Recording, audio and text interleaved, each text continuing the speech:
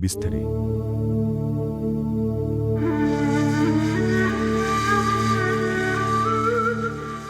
아이치현 뇌모자 살인 사건. 이 사건은 2004년 일본 아이치현 토요아케시에서 일어난 미제 방화 살인 사건입니다. 2004년 9월 9일 아이치현 토요아케시의 한 주택에 신원불명 남성이 침입하여 4명의 모자를 살해하고 방화한 뒤 도주하였으며 피해자는 카토 토시오와 장남 유키, 장녀 리나, 막내 쇼고 총 4명이었습니다.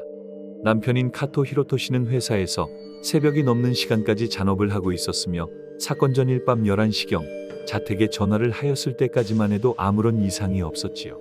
9일 오전 4시 5분경 자택에 화재가 일어났다는 것을 근처에 살고 있던 형에게 듣게 된 카토는 동료에게 집에 화재가 발생하였다는 말을 남기고 집으로 돌아갔으나 자택이 대부분 전소되었고 가족을 구하기 위해 집으로 들어가려 하였으나 가족들은 시체로 발견되고 말았습니다.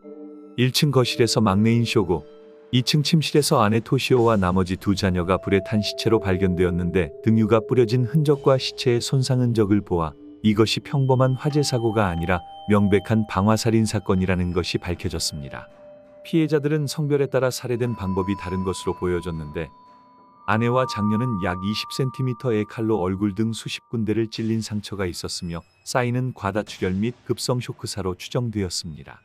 장남과 막내는 찔린 상처는 보이지 않았으며 금속으로 이루어진 둔기 등으로 맞아 생긴 두부의 손상이 있었으며 각각 급성 지주막하 출혈, 뇌의 타박상 등이 사인으로 확인되었습니다.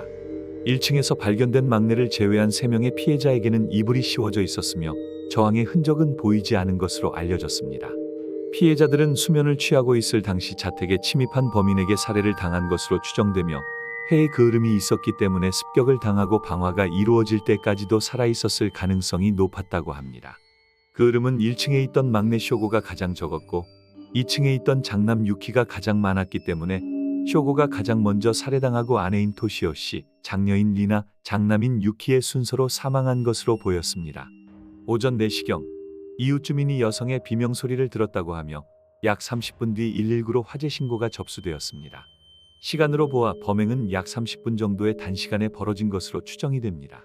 당시 피해자의 가족들은 시바견을 한 마리 키우고 있었는데 평소 자주 짖는 개였으나 사건 발생 시점에는 개가 짖는 소리를 듣지 못했다고 이웃 주민들은 증언하였습니다.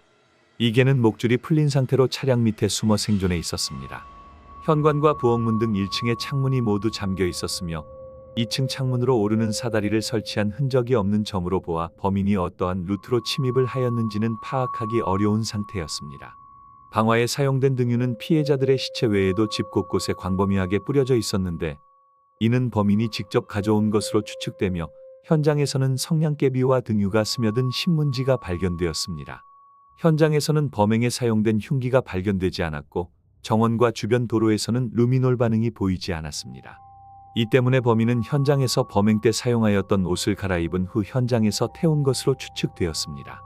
집안의 귀중품이나 카드, 현금, 통장 등에 손을 대지 않아 금전을 노린 강도는 아닐 것으로 추정되었으며 범행에 사용된 등유나 성냥개비 등을 미리 준비한 것으로 보아 계획살인일 가능성이 커 보였습니다. 그러나 피해자들은 주변과 특별한 문제가 없었으며 문제가 있었음에도 집에 남아있던 일가족 모두를 같이 살해할 필요가 있었을까? 라는 의문을 남겼습니다. 사건 조사 중 새롭게 밝혀진 사실로는 실내에 시한발 화장치가 설치되어 있다는 사실입니다. 이 장치는 고무밴드로 묶은 수십 개의 성냥을 중앙 부분 약 10에서 15cm의 막대를 잘라 모기향에 끼워 넣고 고정시킨 뒤 불을 피운 모기향을 신문지 위에 두고 천천히 성냥개비에 발화가 되게 하는 방식으로 추정되었습니다. 모기향이 10cm 불타는데 약 1시간 반 정도가 걸리기에 범행 시각은 실제 화재가 일어난 시각보다 약 1시간 이상 전일 수 있으며 범인이 살해 후 화재까지 어느 정도의 시간을 벌어 의도적인 알리바이를 만들려 한 것으로 조사본부는 예상했습니다. 즉, 원래 새벽 4시로 예상했던 범행 시각이 실제로는 새벽 2시에서 3시 사이였을 가능성이 높다는 것을 확인했습니다. 발화장치는 1, 2층에 각각 설치되었으며 1층은 발화에 성공하였으나 2층은 성공하지 못하여 장치의 흔적만 남은 것으로 보여졌습니다. 사건이 일어나기 약 1년 전인 2003년 7월 오후 8시경 아내 토시오가 동네 주민들과 결성한 야간 순찰을 위해 외출해 있을 때 누군가가 피해자의 현관문을 무리하게 열려고 했던 사건이 있었습니다. 자택에 있던 쇼고에게 누군가 집에 침입하려 한다는 연락을 받았으며 절대 열어주면 안 된다고 말한 뒤 그녀는 야간 순찰을 계속했습니다.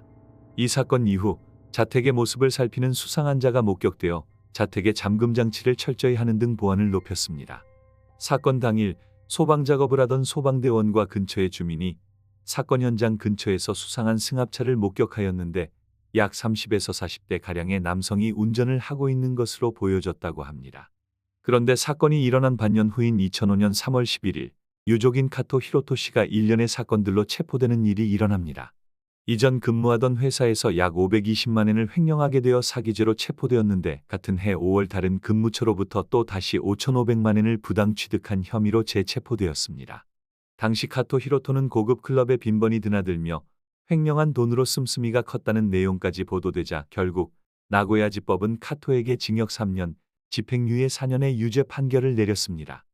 이 사건이 보도되자 매스컴 등 언론에서는 남편인 카토 히로토가 범인임을 암시하는 기사가 나왔는데 그에 대해 그는 사기 혐의는 인정을 하였으나 방화살인 사건에 관련된 범행은 완전히 부정하였습니다. 이후 카토가 자주 방문하던 단골 가게에 중국인 애인이 있었다는 보도가 발표되었습니다. 그녀가 증언하기로는 증거는 없으나 카토가 범인이라고 생각한다고 말하기도 했습니다. 마지막으로 전소된 가택은 카토의 요청에 따라 현장 보존을 위해 그대로 남겨졌으나 유명해진 사건인 만큼 관계자 외 사람들이 현장에 들어가 사진을 찍거나 주변에 피해를 주는 등의 문제가 발생되어 주민들의 민원으로 인해 결국 철거를 결정했습니다. 아직 잡히지 않은 범인으로 인해 이 사건 또한 일본의 미제 사건으로 남게 되었습니다. 잘 자요 미스테리였습니다. 감사합니다. 미스테리